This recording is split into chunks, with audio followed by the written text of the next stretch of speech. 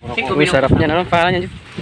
Pansit-pansitan. Kung gusto nyo makatikim ng pansit na dahon, nandito na. Sobra sa ruming pe. Nandito ang pansit na dahon.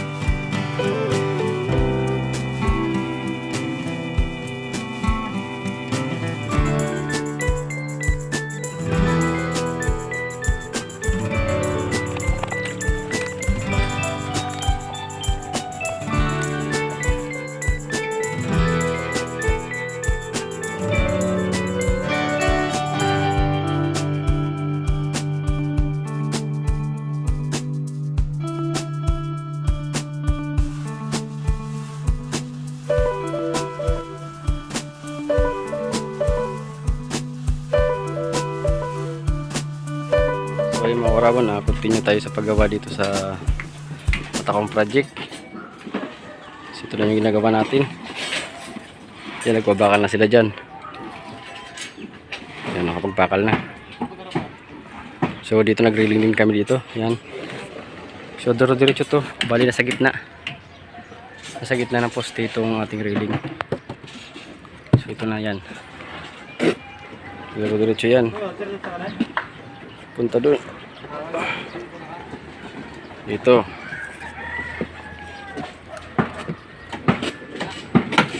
So bali dito mayroon din dito yan.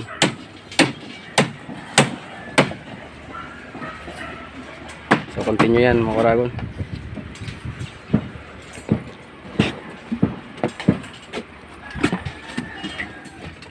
So ito na sa gitna to. Tapos tatapal lang dito natin yung ano, yung ating forma sa baba. So ayan. So medyo umuuga pa siya kasi wala pa mga brace. Pag na-brace na to, magiging okay na. Ayan.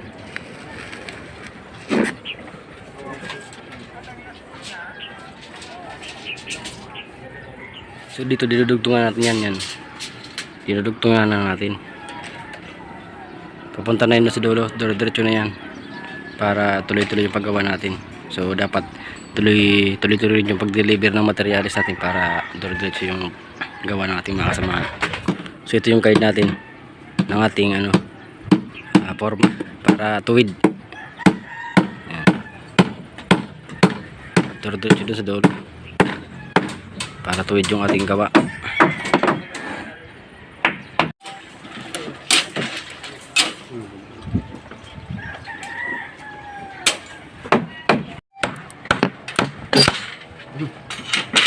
Kuwatan kumputan. Pating-tingin. Mamiteng. May meeting no.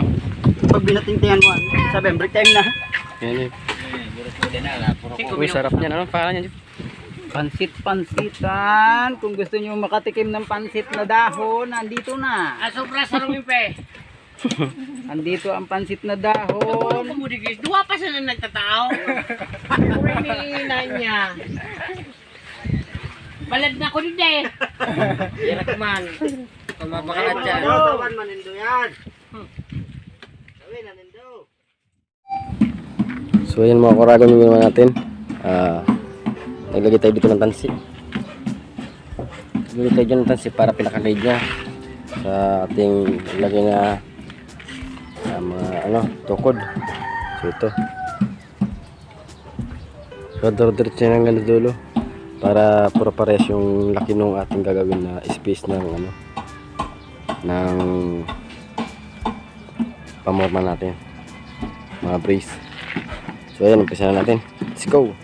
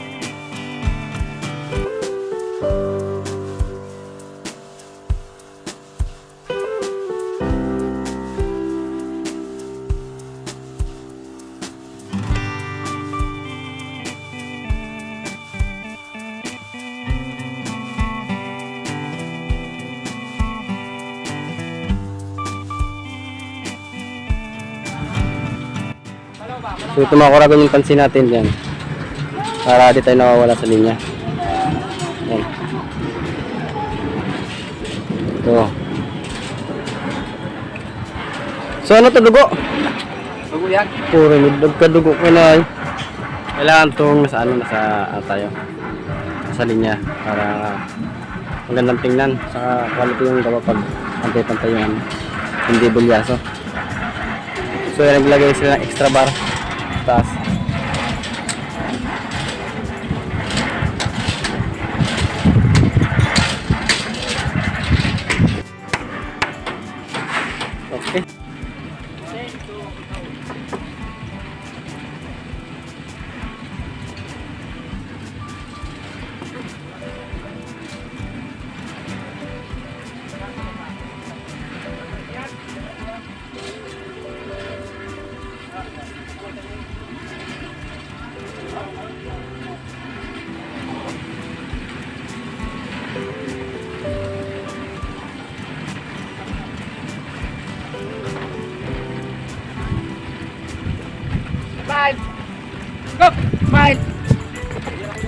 Luce!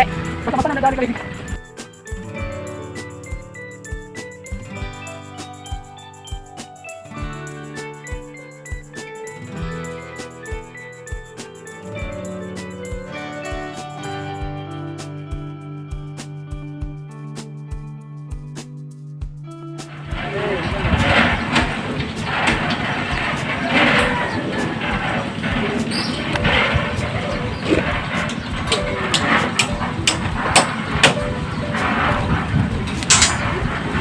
So yun yung ginagawa nila dyan. Pagbabakal. Dito yun. Siguro doon siya tumukurang ang paglagay natin ng scaffolding. Yun.